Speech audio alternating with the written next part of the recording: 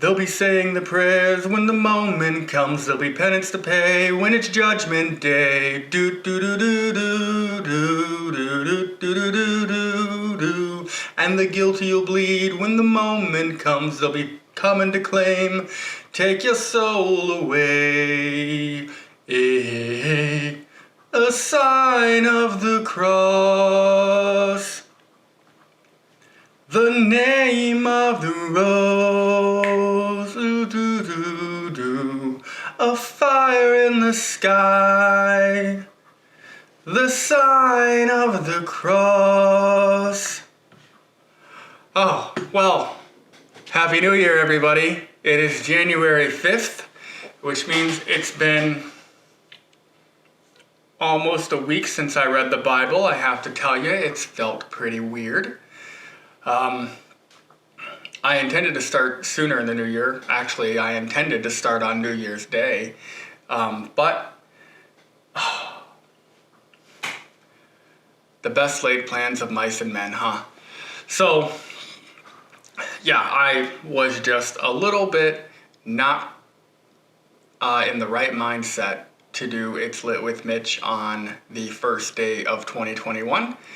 And then on 2020, or the second day, it's just things got away from me. So, getting back into it, welcome to It's Lit with Mitch. Once again, I am Mitch, and on this podcast, I read powerful literature out loud, beginning to end, and throughout, I pause to react and make commentary, and generally just think out loud. I'm always seeking to expand my knowledge base and understanding of topics that I'm not as familiar with as I'd like to be. I kind of phrase that more strangely. But currently I'm reading the Holy Bible for the first time. I'm a lifelong atheist. I'm a lifelong atheist with immense Christian sympathies, right? And I want to delve deeper into just exactly what that might mean for me. So we're just going to dive right in. There was a lot on the last episode on the last day of the year, but right now we're on chapter 40 of Genesis, and I believe there's only 10 more chapters to go. So maybe we'll get through it today. Maybe not. We'll see what happens. But stay tuned, because I'm looking for someone to get on and talk to me about the book of Genesis in an interview kind of brainstorm fashion, just to help me interpret it. Someone who will just be much better at interpreting all of this for me. So I'm really looking forward to that. I've got a few people that I'm thinking of already who might be perfect for that initial conversation. So we're going to jump right in. What had just happened, by the way, is that Joseph was put in prison after that woman, Potiphar's wife, lied about him. And,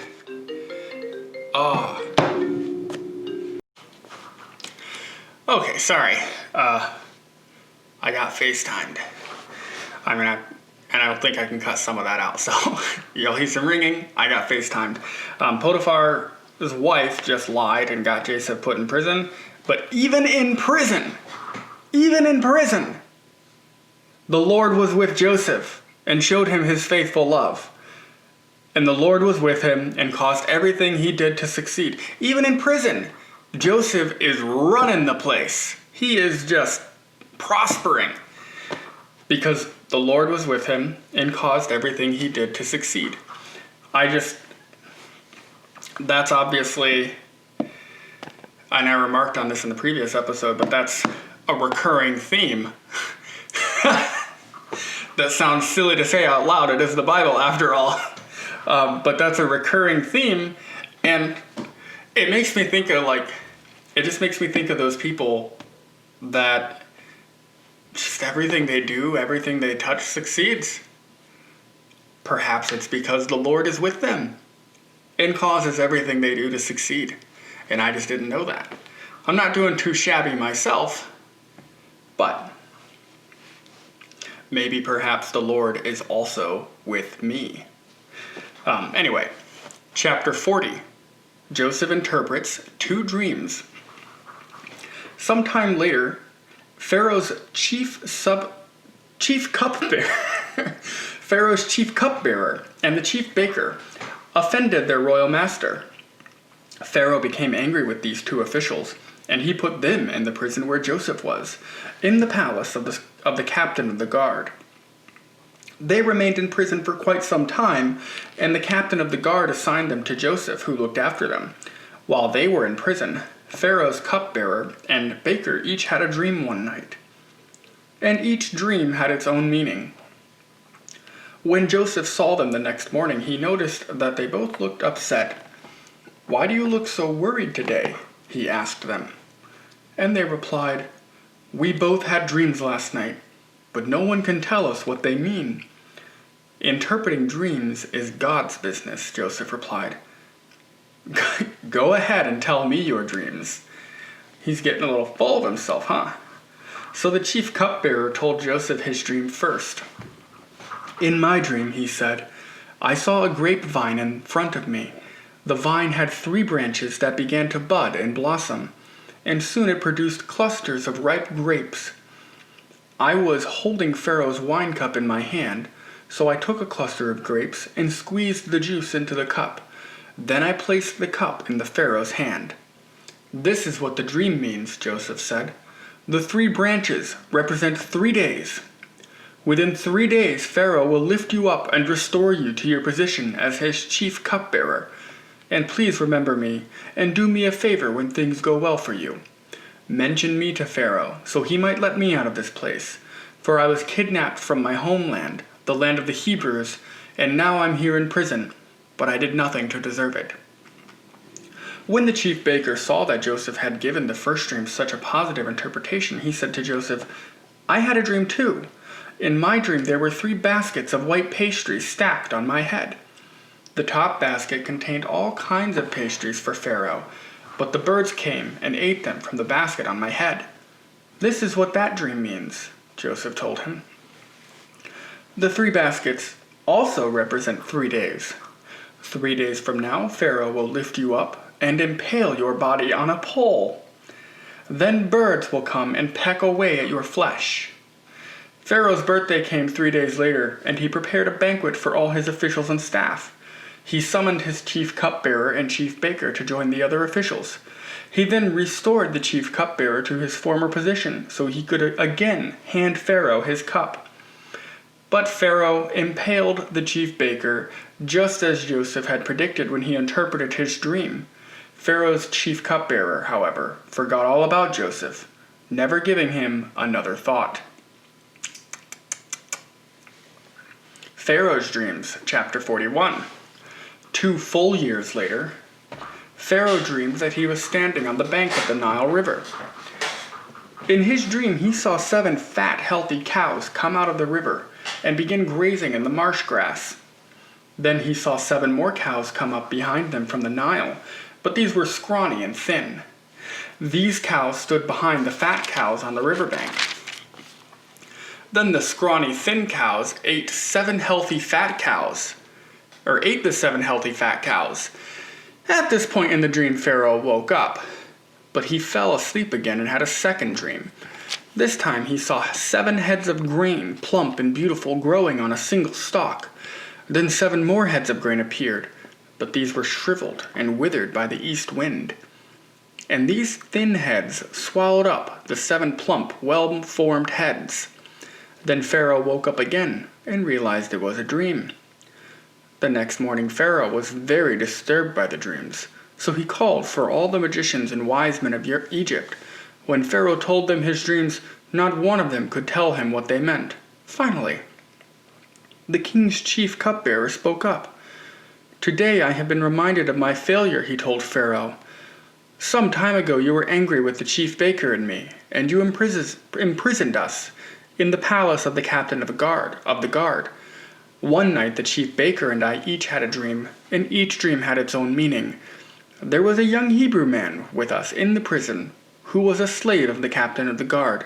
We told him our dreams, and he told us what each of our dreams meant, and everything happened just as he had predicted. I was restored to my position as cupbearer, and the chief baker was executed and impaled on a pole. Pharaoh sent for Joseph at once, and he was quickly brought from the prison. After he shaved and changed his clothes, he went in and stood before Pharaoh. Then Pharaoh said to Joseph, "I had a dream last night, and no one here can tell me what it means. But I have heard that when you hear about a dream, you can interpret it." "It is beyond my power to do this," Joseph replied. "But God can tell you what it means and set you at ease." So Pharaoh told Joseph his dream. "In my dream, I was standing on the bank of the Nile River, and I saw 7 fat, healthy cows come up out of the river and begin grazing in the marsh grass. But then I saw 7 sick-looking cows, scrawny and thin, come up after them. I've never seen such sorry-looking animals in all of the land of Egypt. These thin, scrawny cows ate the 7 fat cows. But afterward, you wouldn't have known it, for they were still as thin and scrawny as before. Then I woke up. In my dream, I also saw 7 heads of grain, full and beautiful, growing on a single stalk. Then 7 more heads of grain appeared, but these were blighted, shriveled, withered by the east wind. And the shriveled heads swallowed the 7 healthy heads. I told these dreams to the magicians, but no one could tell me what they mean." Joseph responded, "Both of Pharaoh's dreams mean the same thing. God is telling Pharaoh in advance what he is about to do. The 7 healthy cows and the 7 healthy heads of grain both represent 7 years of prosperity. The 7 thin, scrawny cows that came up later and the 7 thin heads of grain withered by the east wind represent 7 years of famine. This will happen just as I have described it, for God has revealed to Pharaoh in advance what he is about to do. The next 7 years will be a period of great prosperity throughout the land of Egypt. But afterward, there will be 7 years of famine so great that all the prosperity will be forgotten in Egypt. Famine will destroy the land. This famine will be so severe that even the memory of the good years will be erased." That's starting to sound like the future. As for having 2 similar dreams, it means that these events have been decreed by God, and he will soon make them happen. Therefore, Pharaoh should find an intelligent and wise man and put him in charge of the entire land of Egypt. Then Pharaoh should appoint supervisors over the land and let them collect 1/5 of all the crops during the 7 good years. Have them gather all the food produced in the good years that are just ahead and bring it to Pharaoh's storehouses. Store it away and guard it there. Store it away and guard it so there will be food in the cities. That way there will be enough to eat when the 7 years of famine come to the land of Egypt. Otherwise this famine will destroy the land." Joseph made ruler of Egypt. Joseph's suggestions were well received by Pharaoh and his officials. So Pharaoh asked his officials, "Can we find anyone else like this man, so obviously filled with the Spirit of God?"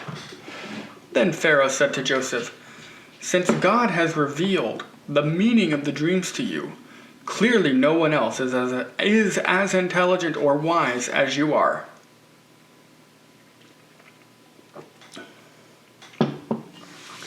You will be in charge of my court, and all my people will take orders from you. Only I, sitting on my throne, will have a rank higher than yours." Pharaoh said to Joseph, "I hereby put you in charge of the entire land of Egypt." Then Pharaoh removed his signet ring from his hand and placed it on Joseph's finger. He dressed him in fine linen clothing and hung a gold chain around his neck. Then he had Joseph ride in the chariot reserved for his second in command, and wherever Joseph went, the command was shouted, "Kneel down!" So Pharaoh put Joseph in charge of all of Egypt. And Pharaoh said to him, "I am Pharaoh, but no one will lift a hand or foot in the entire land of Egypt without your approval." Then Pharaoh gave Joseph a new Egyptian name, Zaphinath Paneah. He also gave him a wife, whose name was Asenath. She was the daughter of Potipharah, the priest of On. So Joseph took charge of the entire land of Egypt. He was 30 years old when he began serving in the court of Pharaoh, the king of Egypt. And when Joseph left Pharaoh's presence, he inspected the entire land of Egypt. I'm going to pause there because I find it interesting. So if I look at this dream, 7 good years and then 7 years of famine, 7 bad years, 7 tough years, to me that alludes to the cyclical nature of the good and the bad times, because we're moving in circles here. Boom, bust, whatever you want to call it. We are moving in circles, and it seems like you can predict that we're going to have 7 really good years, but it's definitely going to be followed by 7 really tough years. So in the good years, make sure you're saving, putting something away, putting some food away, because you're going to need something to get you through the 7 good years. And I just found that interesting because it's our society, our cycles of boom periods and depressed periods. There's a lot of historical economic data, I guess I'd say, that suggests there's a little bit of magic surrounding 7 as well. Maybe not. Maybe I'm just bullshitting here. Who knows?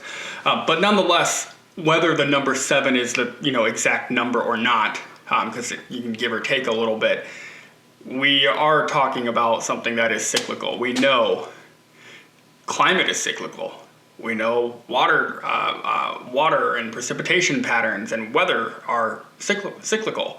All of that will affect how much food you have or how much you can produce. At this time, production was primarily what would have been primarily what food you can create for people or what goods, the animals you can create. And so if something happens to that, you're going to have harder years. So that's interesting to see the 7 years. On top of that, I enjoy that Joseph is now being made their little, prime bureaucrat of Egypt. Very interesting. So, as predicted, for 7 years, the land produced bumper crops. Told ya, they're booming. During those years, Joseph gathered all the crops grown in Egypt and stored the grain from the surrounding fields in the cities. He piled up huge amounts of grain like sand on the seashore. Finally, he stopped keeping records because there was too much to measure. During this time, before the first of the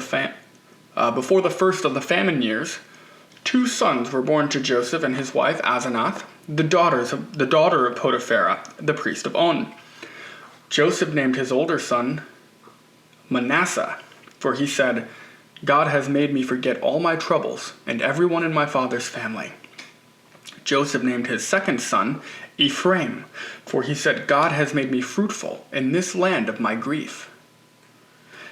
At last, the 7 years of bumper crops throughout the land of Egypt came to an end. Then the 7 years of famine began, just as Joseph had predicted. The famine also struck all the surrounding countries, but throughout Egypt there was plenty of food. Eventually, however, the famine spread throughout the land of Egypt as well, and when the people cried out to Pharaoh for food, he told them, "Go to Joseph and do whatever he tells you." So, with severe famine everywhere, Joseph opened up the storehouses and distributed grain to the Egyptians, for the famine was severe throughout the land of Egypt, and people from all around came to Egypt to buy grain from Joseph, because the famine was severe throughout the world. Chapter 42. It's getting good. Joseph's brothers go to Egypt. When Jacob heard that grain was available in Egypt, he said to his sons, "Why are you standing around looking at one another?" He's got an accent now. "I have heard there is grain in Egypt. Go down there and buy enough grain to keep us alive. Otherwise, we'll die." Played some D&D over the weekend. I'm in the mood. So Joseph's 10 brothers went down to Egypt to buy grain. But Jacob wouldn't let Joseph's younger brother Benjamin go with them for fear some harm might come to him. So Jacob's sons arrived in Egypt, along with others, to buy food, for the famine was in Canaan as well.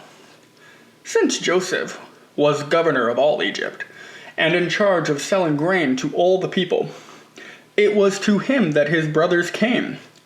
When they arrived, they bowed before him with their faces to the ground. Joseph recognized his brothers instantly, but he pretended to be a stranger and spoke harshly to them. "Where are you from?" he demanded.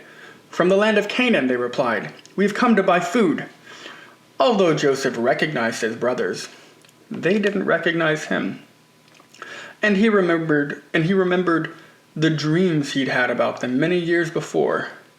He said to them, "You are spies. You have come to see how vulnerable our land has become."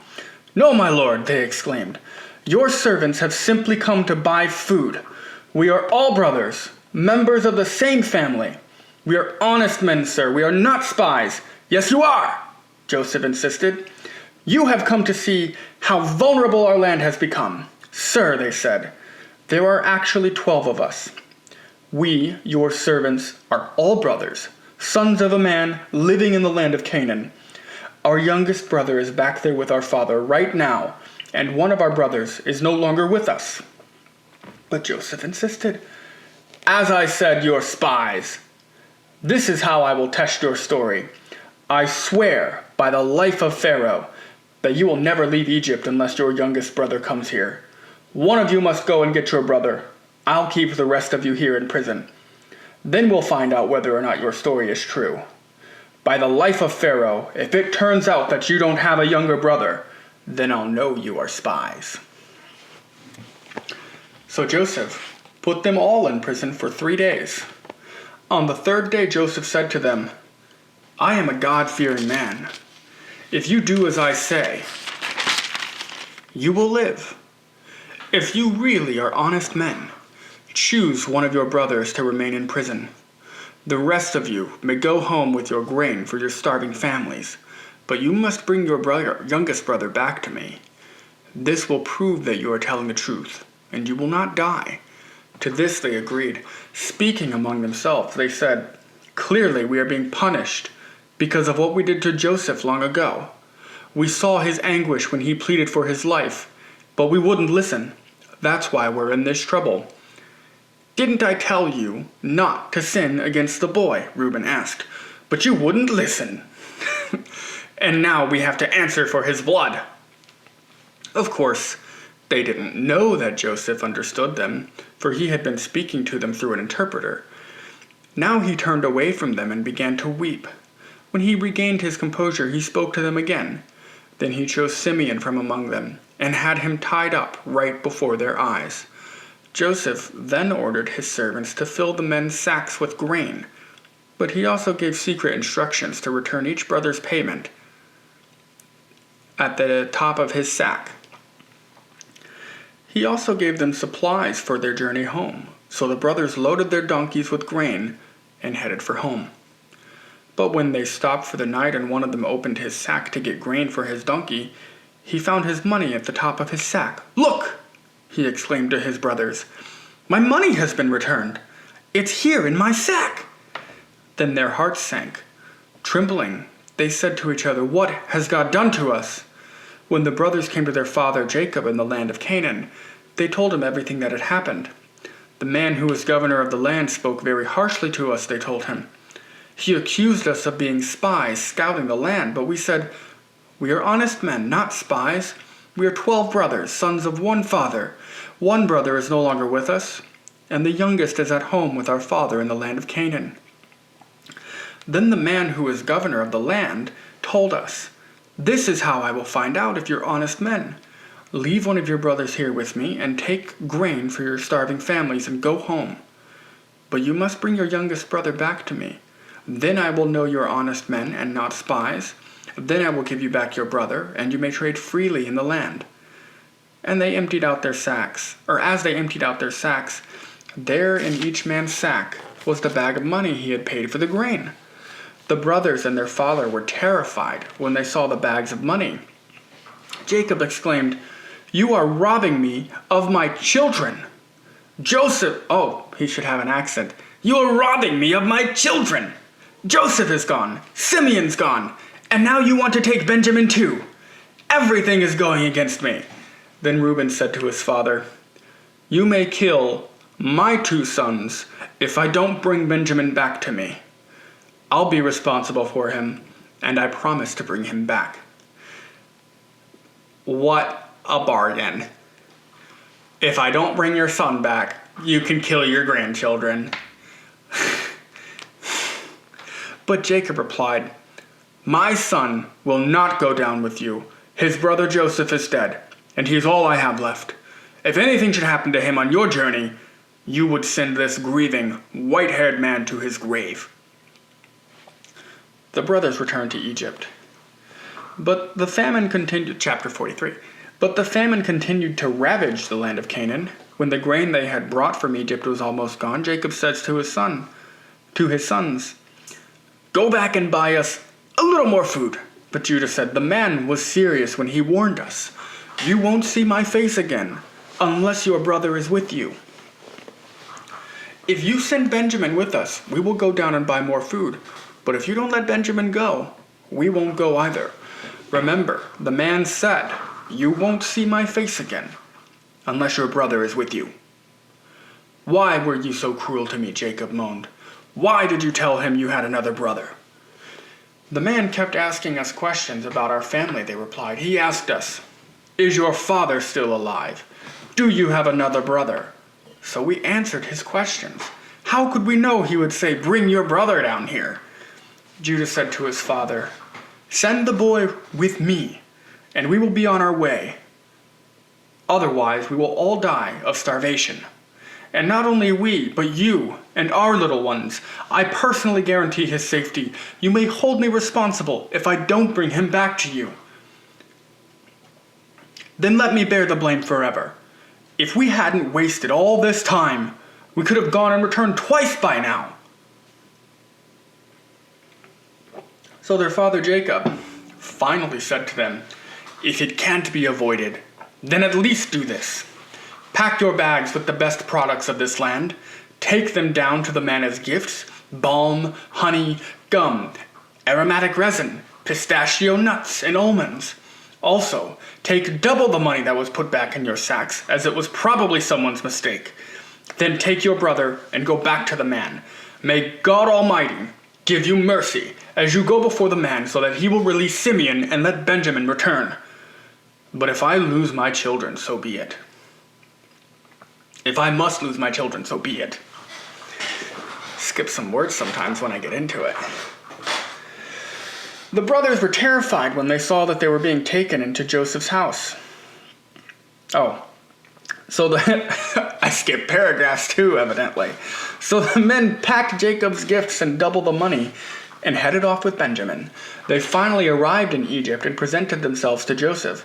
When Joseph saw Benjamin with them, he said to the manager of his household, "These men will eat with me this noon. Take them inside this palace. Then go slaughter an animal and prepare a big feast." So the man did as Joseph told him and took him into Joseph's palace. The brothers were terrified when they saw that they were being taken into Joseph's house. "It's because of the money someone put in our sacks last time we were here," they said. "He plans to pretend that we stole it. Then he will seize us, make us slaves, and take our donkeys." A feast at Joseph's palace. The brothers approached the manager of Joseph's household and spoke to him at the entrance of the palace. "Sir," they said, "we came to Egypt once before to buy food. But as we were returning home, we stopped for the night and opened our sacks. Then we discovered that each man's money, the exact amount paid, was in the top of his sack. Here it is. We brought it back with us. We also have added additional money to buy more food. We have no idea who put money back in our sacks. Relax. Don't be afraid," the household manager told them.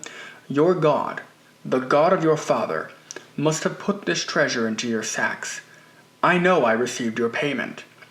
Then he released Simeon and brought him out to them. The manager then led the men into Joseph's palace. He gave them water to wash their feet and provided food for their donkeys.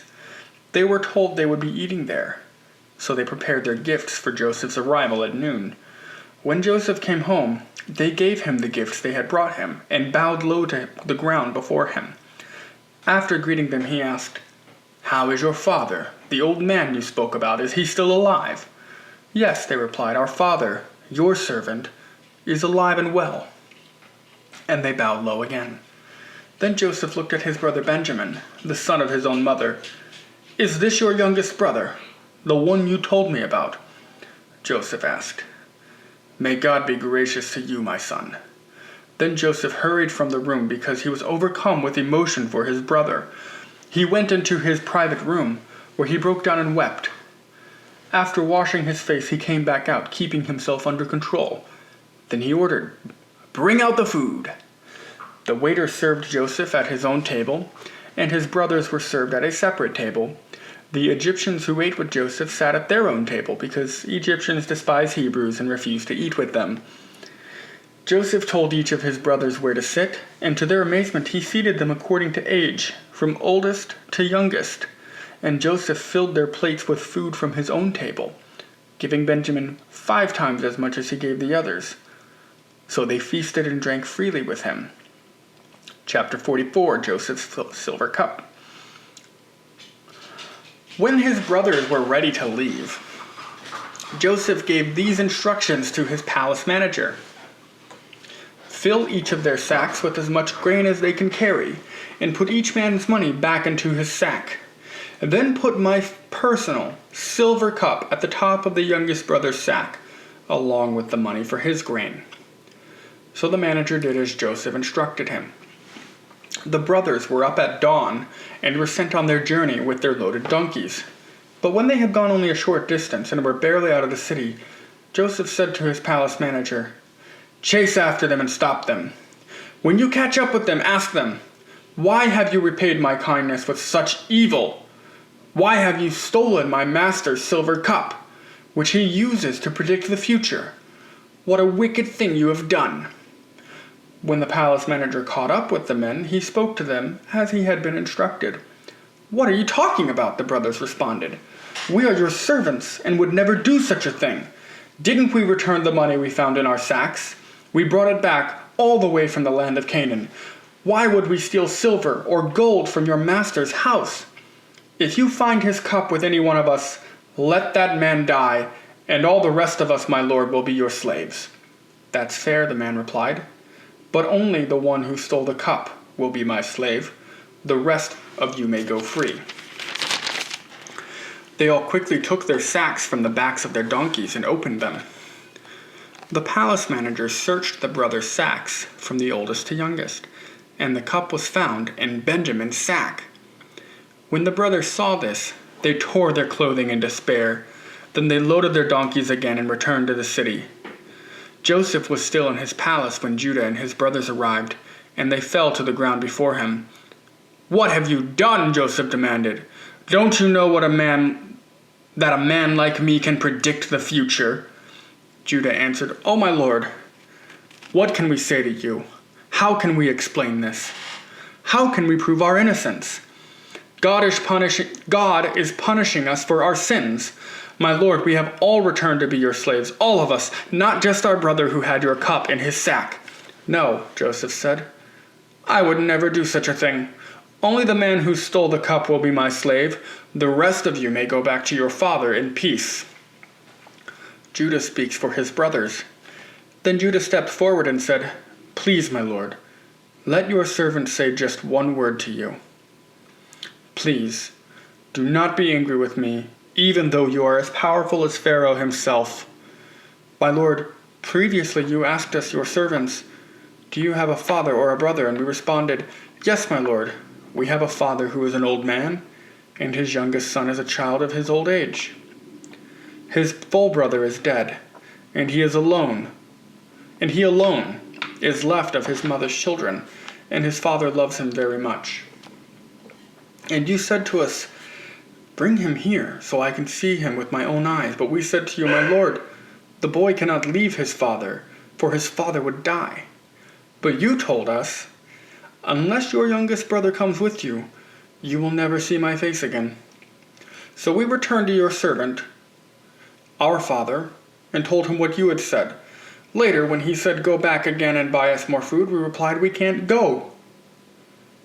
We can't go unless you let our youngest brother go with us. We'll never get to see the man's face again unless our youngest brother is with us.' Then my father said to us, 'As you know, my wife had 2 sons, and one of them went away and never returned. Doubtless he was torn to pieces by some wild animal. I have never seen him since. Now if you take his brother away from me, and any harm comes to him, you will send this grieving, white-haired man to his grave. And now, my lord, I cannot go back to my father without the boy. Our father's life is bound up in the boy's life. If he sees that the boy is not with us, our father will die. We, your servants, will indeed be responsible for sending that grieving, white-haired man to his grave. My lord, I guaranteed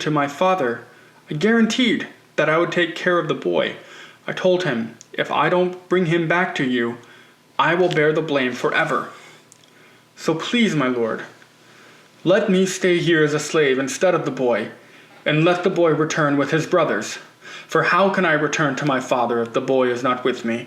I couldn't bear to see the anguish this would cause my father." Chapter 45. Joseph could stand it. Drink of water. Or coffee. Joseph could stand it no longer. There were many people in the room, and he said to his attendants, "Out, all of you!" So he was alone with his brothers when he told them who he was.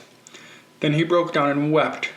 He wept so loudly the Egyptians could hear him, and word of it quickly carried to Pharaoh's palace. "I am Joseph," he said to all his brothers. "Is my father still alive?" But his brothers were speechless. They were stunned to realize that Joseph was standing there in front of them. "Please, come closer," he said to them. So they came closer, and he said again, "I am Joseph, your brother, whom you sold into slavery in Egypt. But don't be upset, and don't be angry with yourselves for selling me to this place. It was God who sent me here ahead of you to preserve your lives.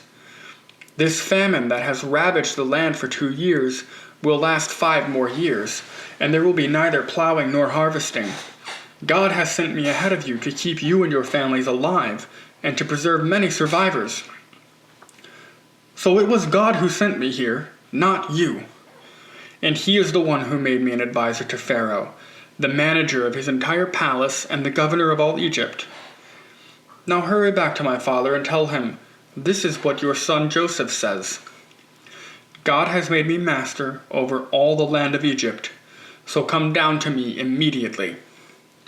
You can live in the region of Goshen, where you can be near me with all your children and grandchildren, your flocks and herds and everything you own. I will take care of you there, for there are still 5 years of famine ahead of us. Otherwise you, your household, and all of your animals will starve." Then Joseph added, "Look, you can see for yourselves, and so can my brother Benjamin, that I really am Joseph. Go tell my father of my honored position here in Egypt. Describe for him everything you have seen, and then bring my father here quickly." Weeping with joy, he embraced Benjamin, and Benjamin did the same.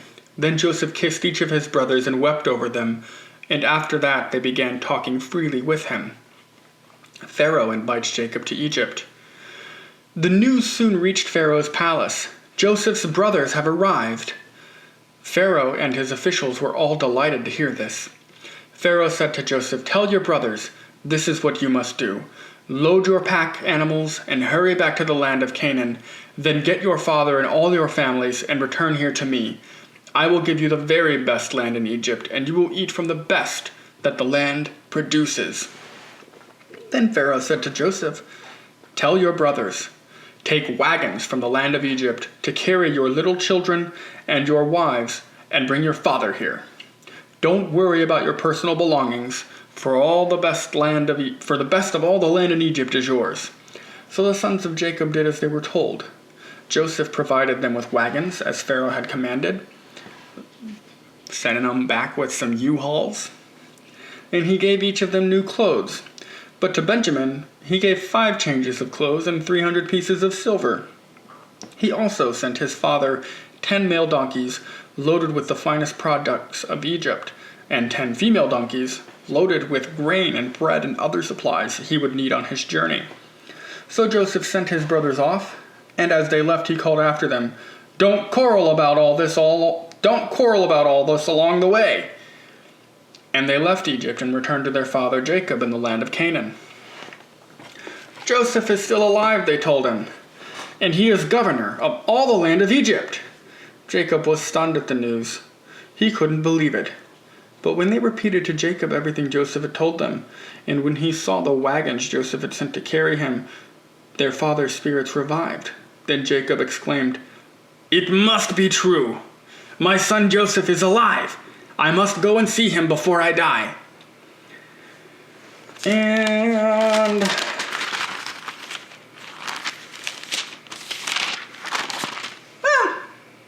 let's keep going. Only a few pages left. Chapter 46. Jacob's journey to Egypt. So Jacob set out for Egypt with all his possessions. And when he came to Beersheba, he offered sacrifices to the God of his father Isaac. During the night, God spoke to him in a vision. "Jacob, Jacob," he called. "Here I am," Jacob replied. "I am God, the God of your father," the voice said. "Do not be afraid to go down to Egypt, for there I will make your family into a great nation. I will go with you down to Egypt, and I will bring you back again. You will die in Egypt, but Joseph will be with you to close your eyes."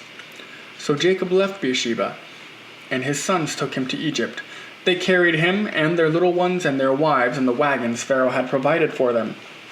They also took all their livestock and all the personal belongings they had acquired in the land of Canaan. So Jacob and his entire family went to Egypt, sons and grandsons, daughters and granddaughters, all his descendants. These are the names of the descendants of Israel, the sons of Jacob, who went to Egypt. Reuben was Jacob's oldest sons. The sons of Reuben were Hanoch, Palu, Hezron, and Carmi. The sons of Simeon were Jemuel, Jamin, Ohad, Jachin, Zohar, and Shaul. The sons of Levi were Gershon, Kohath, and Merari. The sons of Judah were Onan, Shelah, Perez, and Zerah. The sons of Perez were Hezron and Hamul.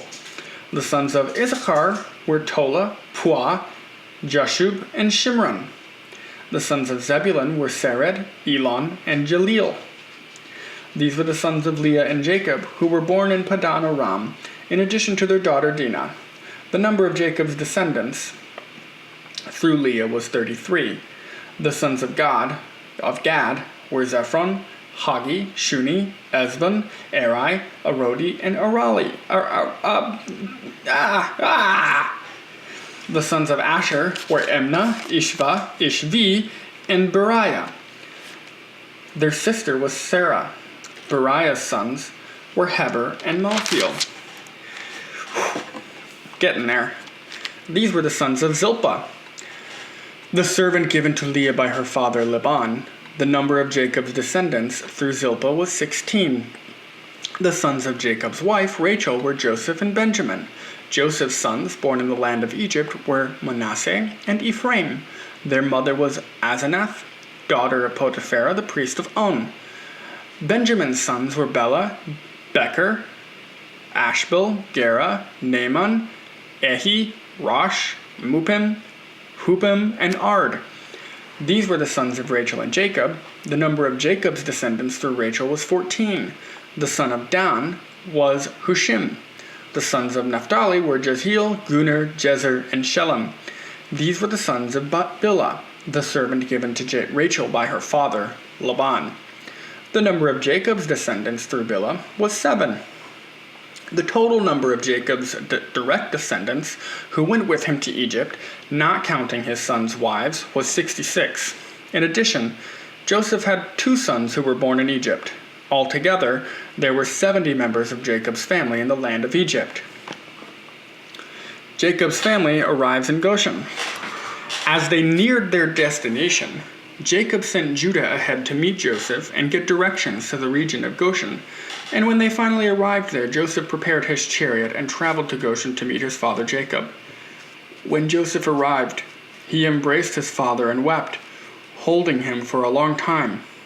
Finally, Jacob said to Joseph, "Now I am ready to die, since I have seen your face again and know you are still alive." And Joseph said to his brothers and to his father's entire family, "I will go to Pharaoh and tell him, 'My brothers and my father's entire family have come to me from the land of Canaan. These men are shepherds, and they raise livestock. They have brought with them their flocks and herds and everything they own.' Then he said, 'When Pharaoh calls for you and asks you about your occupation, you must tell him, "We, your servants, have raised livestock all our lives, and our ancestors have always done." As our ancestors have always done. When you tell him this, he will let you live here in the region of Goshen, for the Egyptians despise shepherds. Chapter 47. Jacob blesses Pharaoh. Then Joseph went to see Pharaoh and told him, "My father and my brothers have arrived from the land of Canaan. They have come with all their flocks and herds and possessions, and they are now in the region of Goshen." Joseph took 5 of his brothers with him and presented them to Pharaoh. And Pharaoh asked the brothers, "What is your occupation?"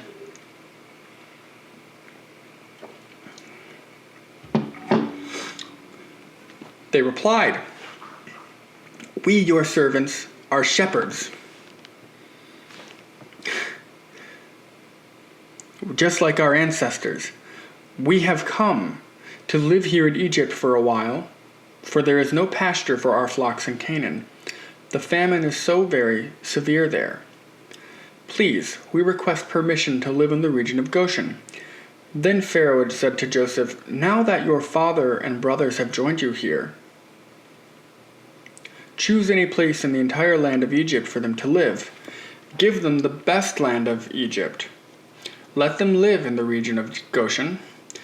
And if they have any special skills, put them in charge of my livestock too." And if any of them have special skills, put them in charge of my livestock too. Then Joseph brought in his father Jacob and presented him to Pharaoh, and Jacob blessed Pharaoh. "How old are you?" Pharaoh asked him.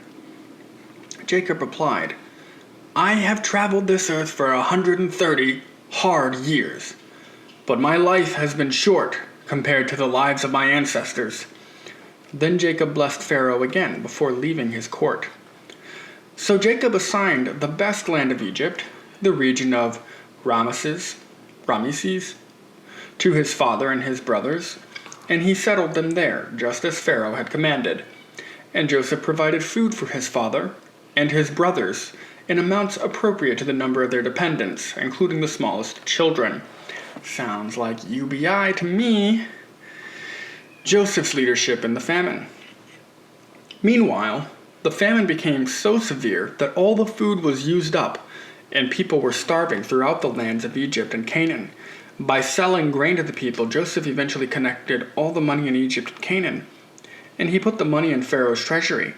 When the people of Egypt and Canaan ran out of money, all the Egyptians came to Joseph. "Our money is gone," they cried. "Please give us food, or we will die before your very eyes." Joseph replied, "Since your money is gone, bring me your livestock. I will give you food in exchange for your livestock." So they gave their livestock. They brought their livestock to Joseph in exchange for food. In exchange for their horses, flocks of sheep, goats, herds of cattle, and donkeys, Joseph provided them with food for another year. But that year ended, and the next year they came again and said, "We cannot hide the truth from you, my lord. Our money is gone, and all our livestock and cattle are yours. We have nothing left to give but our bodies and our land. Why should we die before your very eyes?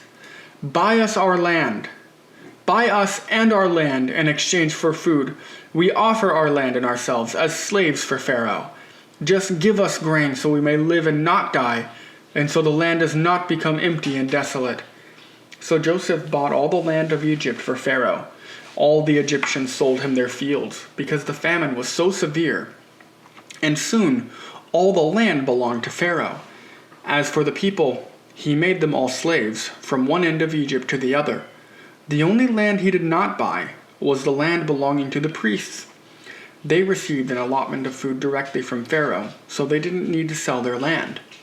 Then Joseph said to the people, "Look, today I have bought you and your land for Pharaoh. I will provide you with seed so you can plant the fields. Then when you harvest it, 1/5 of your crop will belong to Pharaoh. You may keep," I would be fine with a flat 20% tax, by the way. A flat 1/5. I would not even complain. I'd probably still complain about it, to be honest, but it'd be way better. Way better. Sorry. You may keep the remaining 4/5 as seed for your fields and as food for you, your households, and your little ones. "You have saved our lives!" they exclaimed. And that's exactly what the constituency would proclaim. "May it please you, my lord, to let us be Pharaoh's servants." Joseph then issued a decree still in effect in the land of Egypt, that Pharaoh should receive 1/5 of all the crops grown on his land. Only the land belonging to the priests was not given to Pharaoh. Meanwhile, the people of Israel settled in the region of Goshen in Egypt. There they acquired property, and they were fruitful, and their population grew rapidly. Jacob lived for 17 years after his arrival in Egypt, so he lived 147 years in all. As the time of his death drew near, Jacob called for his son Joseph and said to him, "Please, do me this favor. Put your hand under my thigh and swear that you will treat me with unfailing love by honoring this last request. Do not bury me in Egypt. When I die, please take my body out of Egypt and bury me with my ancestors." So Joseph promised, "I will do as you ask." "Swear that you will do it," Jacob insisted.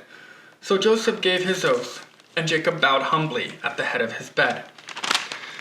Oh boy. We're going to end it there. We've got 3 more chapters left, but this is a long one already. So, thank you very much. A lot to think about. Still enjoying the story. Again, very genuinely enjoying the read here. So, have a good night. Till next time.